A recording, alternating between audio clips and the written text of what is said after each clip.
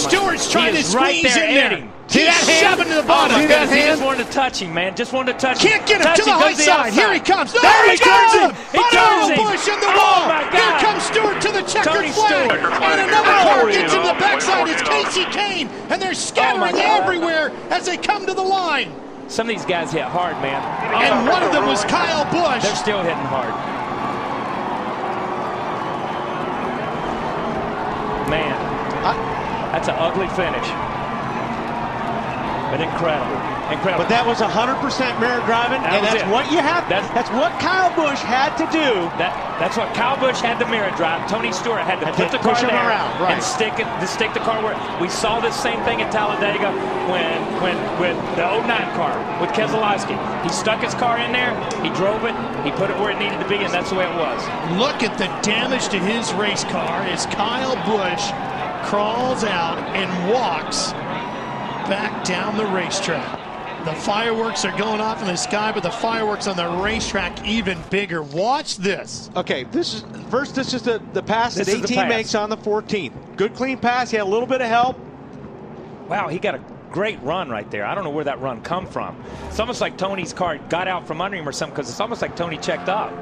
If he could have just put his bumper to him just a little bit and got him loose and slid him up the racetrack. You see him right here. He drives right to that corner right here. When he makes that turn, boom, I want to be right on that 18's corner and force him up the racetrack right there. Okay, now Kyle's hanging on, but he's going to block. Back, and it just ran himself over the 14 car. And here's what happened. Just like we talked about at Talladega and everybody talked about, block me once. That's okay. Block me twice, you're going up in the grandstands or you're going in the wall. And that's what happened. The 18 made two swipes at him. One to the inside, one to the outside. Yeah, this one's fair right here. This one's not fair. You kind of had it coming. Yeah, he had that one coming. When you cut back across the hood of somebody after you've blocked him once, and Tony, once he blocked, Tony put the bumper on the outside of him. He was there. Watch the night. I think it's a 9 car gets right in the back. I mean, just clobbers Kyle Busch.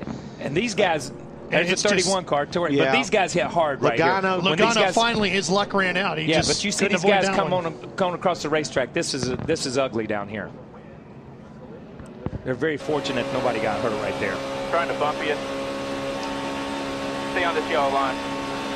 Chase them, coming up high. There you go. Pick the rear tires off the ground. Now watch this next hit.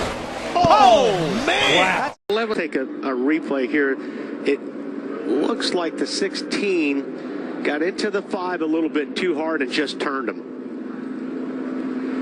And man, talk about getting piled up. Watch the 3 car when we get another replay of Austin Dillon come shooting up through the middle and trying to avoid the accident. 26 of Cole Witt. Does handling go away, but how does your car, you see the 18, huge up into the wall. Kyle Busch in the 18 destroying that car. Clearly had a mechanical issue or a tire go down. I mean, clearly that just something happened. Something happened. Yeah, right rear blew out. Great to see Kyle jump right up out of the car.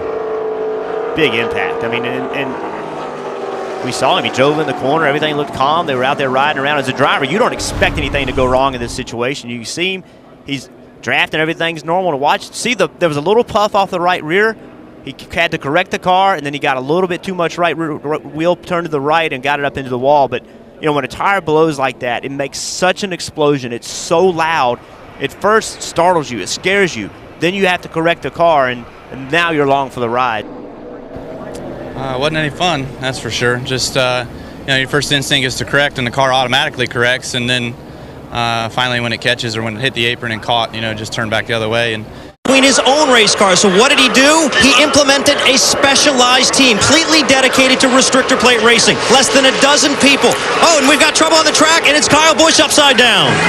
Big time crash. Kyle Busch goes upside down and rolls down across on his roof here on lap 26. Cars comes back over, and now side over side barrel rolls. And comes to rest on its wheels.